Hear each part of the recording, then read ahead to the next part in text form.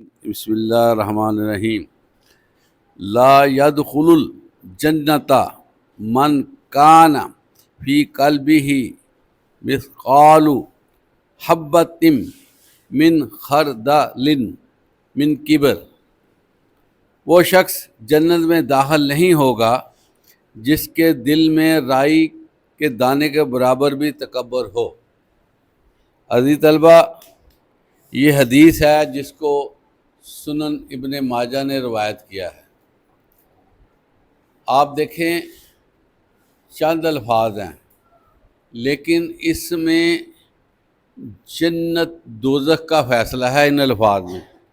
اندازہ کر لیں آپ کہ اللہ کا نبی فرماتے ہیں کہ اس شخص کو جو ہے وہ جنت نصیب نہیں ہوگی جس کے دل میں رائی کے دانے کے برابر تکبر ہوگا۔ عزیز طلبہ، تکبر کیا ہے؟ اچھے کپڑے پہننا تکبر نہیں ہے، خوبصورت نظر آنا تکبر نہیں ہے، بال سنوارنا تکبر نہیں ہے، اچھی جوتی پہننا تکبر نہیں ہے، باوقار انداز سے چلنا تکبر نہیں ہے۔ تکبر ایک بیماری ہے اور وہ بیماری بندہ خود اپنے اوپر وارد کرتا ہے، خود لگاتا ہے۔ ایسا بندہ جو کسی امیر گھرانے میں پیدا ہو جاتا ہے، پیدا تو وہ اللہ کی طرف سے ہوا ہے، لیکن دماغ میں خناس آ جاتا ہے کہ میں فلاں ہوں، میرا باپ وہ ہے، ہمارا پراپرٹی ہے، ہمارے یہ چیزیں ہیں، فیکٹری آنر ہوں، اور پھر لوگوں کو اس حوالے سے حقیر سمجھتا ہے کہ میں اس سے سپیریئر ہوں۔ سب سے گھٹیا بندہ وہ ہے عزیز طلبہ جو لوگوں کو حقیر سمجھتا ہے اور اپنے آپ کو سپیریئر سمجھتا ہے۔ یہ جو تقسیم ہے جس کو پنجابی میں ونڈ کہتے ہیں، یہ انسانوں کی تقسیم نہیں ہے، اللہ نے بنایا۔ جو بندہ جس گھر میں پیدا ہو جاتا ہے، کیا وہ خود اس گھر میں پیدا ہوا ہے؟ نہیں، اللہ تعالیٰ نے جس پہ جہاں رحم فرما دیا اس کے گھر بچہ یا بچی پیدا ہو جاتی ہے، کسی کے گھر نہیں بھی ہوتی۔ اب جو بچہ ہوگا کس طرح وہ وی آئی پی ہوگا یہ بتائیں۔ آپ صلی اللہ علیہ وسلم نے اپنی بیٹی کو یہ فرمایا کہ اے بیٹی، میں تیرا باپ ہوں، نبی ہوں، لیکن میرے معاملے تمہارے ساتھ دنیا کی حد تک ہے۔ جو تم دنیا میں ایفرٹ کرو گی نا آخرت کے لیے، وہ تمہیں ملنا ہے، یہ دیکھ لینا۔ یہ نہ سمجھنا کہ وہاں پر تمہیں کوئی ایکسٹرا آرڈنری ملے گا کہ میں نبی کی بیٹی ہوں۔ تمہارے معاملات اعمال کے ساتھ لنک کرتے ہیں۔ اسی طرح اپنی پھوپھی کو بھی یہ کہا، کیا میری پھوپھی، بالکل تم میری پھوپھی ہو، لیکن معاملات جو آخرت والے ہیں وہ تم نے خود اس کا خیال رکھنا۔ اور اسی طرح اپنے چچا عباس کو بھی یہ کہا کہ بھی دھیان سے۔ عزیز طلبہ، اللہ تعالیٰ جو ہے نا وہ ایسا خالق ہے، وہ دلوں کے حال کو جانتا ہے۔ صاف ظاہر ہے کہ جو بنانے والا ہوتا ہے اس سے زیادہ اس پروڈکٹ کو کون جان سکتا ہے جس نے بنایا۔ تو ہمارے دل کو اللہ جانتا ہے۔ اگرچہ دل میں آنے والے وسواس کوئی شیپ نہیں رکھتے، کوئی شکل نہیں رکھتے، لیکن اللہ ان کو بھی دیکھتا ہے کہ یہ وسواس ہے۔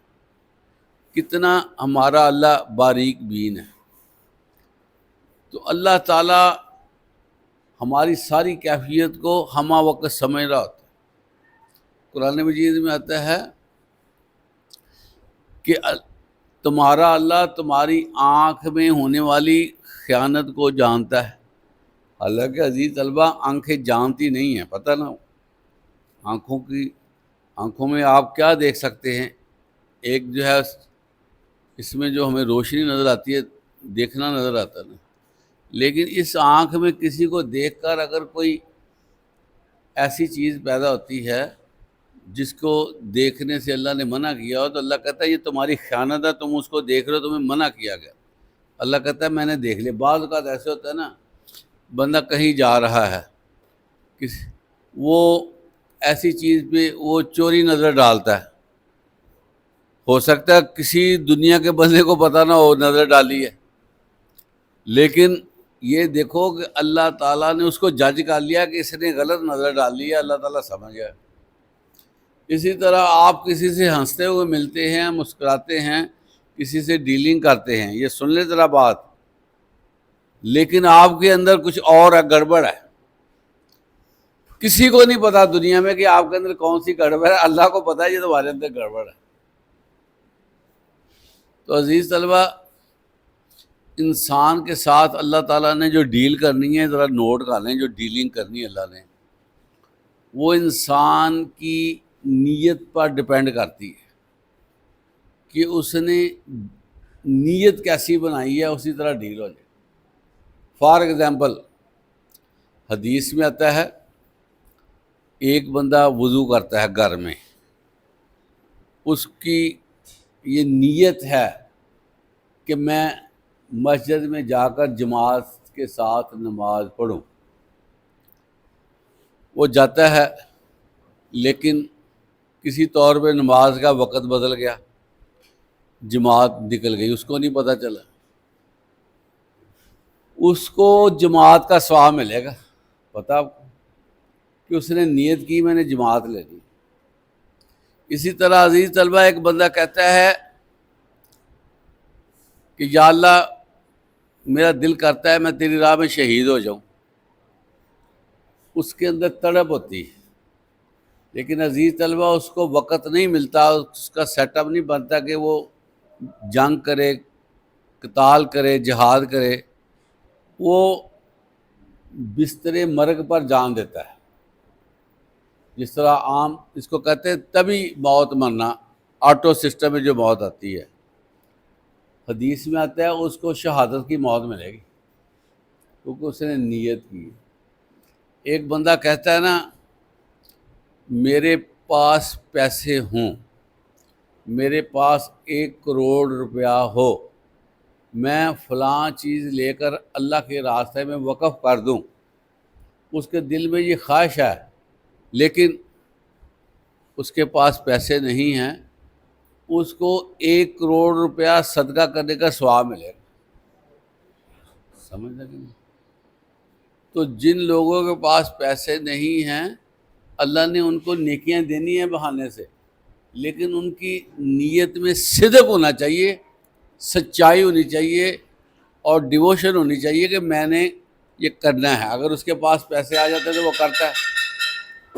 اس لیے یہاں یہ فرمایا جا رہا ہے کہ رائی کے دانے کے برابر، اگر دل میں کبر ہے نا، بڑائی ہے، تو اللہ تعالیٰ اس کو جانتا ہے، اور بڑائی اللہ کی ہے، بڑائی اللہ کی ہے۔ جو بندہ کبر کرتا ہے عزیز طلبہ، وہ اللہ کے سامنے آ جاتا ہے۔ اب جو بندہ اللہ کے سامنے آ جائے، کیا اللہ کو پسند کرے گا؟ اب یہاں پر ایک رائی کا دانہ اس لیے کہا گیا ہے کہ اللہ کو رائی کے دانے کے برابر بھی کبر پسند نہیں ہے کہ وہ میرے آگے کھڑا ہو گیا۔ دیکھیں نا، میری بات سنیں، کوئی والد ہے، کوئی دادا ہے، کوئی بڑا بزرگ ہے، اگر کوئی اس کا پوتا بیٹا اس کے ساتھ ہلکا سا مس بہیو کرتا ہے نا، ہلکی سی بات کرتا ہے، تو اسی وقت اس کے والد کو پتہ چل جاتا ہے کہ اس کی حرکت اچھی نہیں ہوئی، آخری درجے کی حرکت، بالکل چھوٹی سی، لیکن وہ اس کا ابو پسند نہیں کرتے۔ اسی طرح عزیز طلبہ، جو بچہ، جو بڑا، جو شخص اندر کبر رکھتا ہے کہ میں کچھ ہوں، میں کچھ کر سکتا ہوں، میرا یہ ہے، میرا فلاں ہے، لوگ مجھے تکریم دے، وہ سینہ کھلا کرتا ہے، ٹانگیں چوڑی کر کے چلتا ہے، اور منہ پھلاتا ہے، ناک پھلاتا ہے، وہ باتیں منہ گھما گھما کے کرتا ہے، اور میں کرتا رہتا ہوں. میں کرنا بڑا ظلم ہے. عام طور پہ لوگ کہتے ہیں میں وہ میں کرتا ہے وہ کبر ہے، اور مرتے وقت وہ اس کبر میں چلا جاتا ہے تو وہ جہنمی ہے. اور یہ جو ابو جہل تھا نا، اس کو سب سے زیادہ جو سزا ملی اسی وجہ سے ملی. میں آپ کو بتاؤں، یہ کبر نہیں چھوڑتا تھا. مشرکین مکہ کے جو لوگ تھے نا، ان کے اندر کبر جو ہے انجیکٹ تھا، وہ کبر نہیں چھوڑتے تھے. ہم قریشی، ہم مکہ والے، ہم خانہ کعبہ کے متوالی، ہم یہ ہم وہ. ان کے دماغ میں یہ تھا، کہتے تھے یہ محمد صلی اللہ علیہ وسلم ہمارے سامنے پلا بڑا ہے، ہم اس کا کلمہ کیسے پڑھ لیں؟ یہ چھوٹا ہے ہم بڑا ہے. یہ کبر ہے. دنیا میں جو لوگ مسلمان نہیں ہوتے نا، وہ کبر کی وجہ سے ہوتے ہیں. کبر آ جاتا ہے کہ نہیں یہ کیا چیز ہے، ہم ہیں، ہماری یہ نسل ہے، ہم فلاں.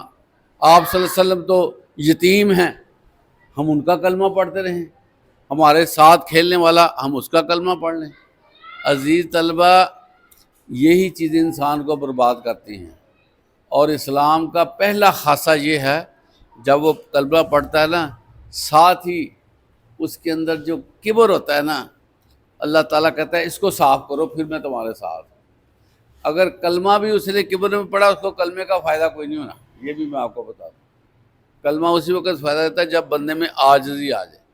بندہ عزیز طلبہ اہل کفر میں اگر 100% پہ ہے نا، تو اگر کلمہ پڑھنے کے بعد وہ 0 پہ نہیں آتا تو وہ اس کے ایمان کا کوئی فائدہ نہیں. تو اللہ تعالیٰ فرماتے ہیں، حدیث قدسی ہے کہ کبر میری چادر ہے، جس نے میری چادر کو کھینچنے کی کوشش کی میں اس کو برباد کر دوں گا. یعنی کہ جس نے بھی کوئی میرے ساتھ بڑھائے گی.